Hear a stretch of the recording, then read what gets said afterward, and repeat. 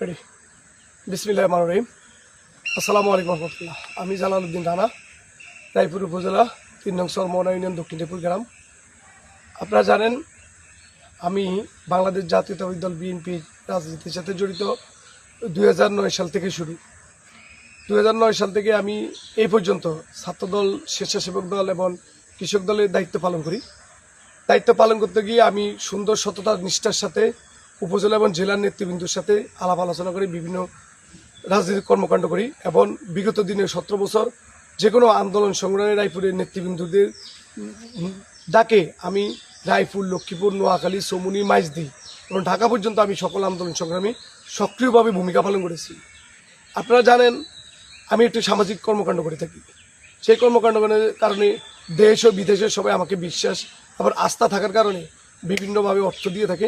সেই অর্থ মানুষের বিশ্বাসের উপরে আমি কাজ করেছি এবং এই পর্যন্ত 600 ব্যাগ ব্লাড দিয়েছি রায়পুর, লক্ষ্মীপুর বিভিন্ন অঞ্চলে।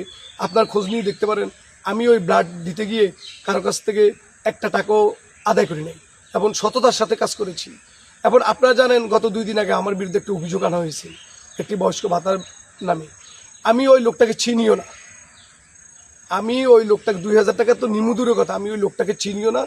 আমি আমার রায়পুর উপজেলা নেতৃবৃন্দের কাছে অনুরোধ থাকবে, আপনারা এই ভুক্তভোগী মহিলা এবং পুরুষ এবং আমাকে আপনারা ডাকেন, সরাসরি কথা বলেন।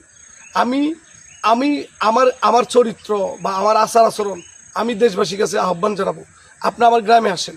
আমার গ্রামে তৃণমূলের যত গ্রামগঞ্জের সাধারণ পাবলিক আছে, সাধারণ পাবলিকের কাছে জানেন আমি কেমন বা কী অবস্থা বা আমার আচার আচরণ কী, বা আমি এই পর্যন্ত সামাজিক কাজ করি বা বিভিন্ন কাজ করে কার থেকে 10টা টাকা খাইছি কিনা। আমি সততার সাথে কাজ করেছি। এই রাজনীতি করতে গিয়ে মামলা, হামলা, নির্যাতিত 3টা মামলা খেয়েছি। 18 সালে মামলা খেয়েছি, 2021 সালে মামলা খেয়েছি, 2024 সালে মামলা খেয়েছি এবং আমি 120 দিন মামলা খেয়ে বাইরে ছিলাম জামিন না হওয়া পর্যন্ত।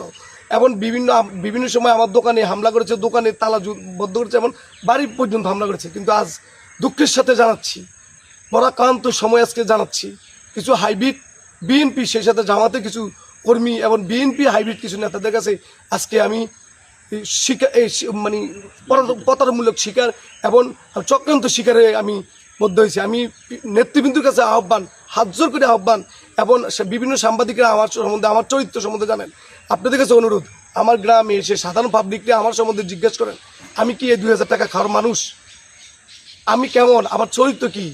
এটা আপনার কাছে অনুরোধ, আপনারা যাচাই বাছাই করবেন।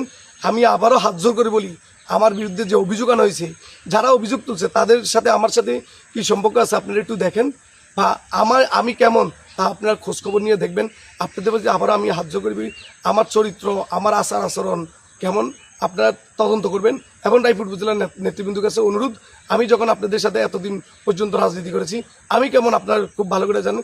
আপনাদের কাছে অনুরোধ, এই চক্রান্ত যারা করেছে, যারাই আমার বিরুদ্ধে অভিযোগ এনেছে, আপনারা তাদেরকেও ডাকুন, তাদেরকেও অভিযোগ, তাতে কেন আমার বিরুদ্ধে অভিযোগটা তোলা হয়েছে আমি আপনার কাছে বিচার দিয়ে রাখলাম, দেশবাসীর কাছে বিচার দিলাম। আপনার সাধারণ পাবলিক কাছে খোঁজখবর নিয়ে দেখেন আমি কেমন, আমার ব্যবহার কেমন, আমি এই সাথে কোনো জড়িত নাই।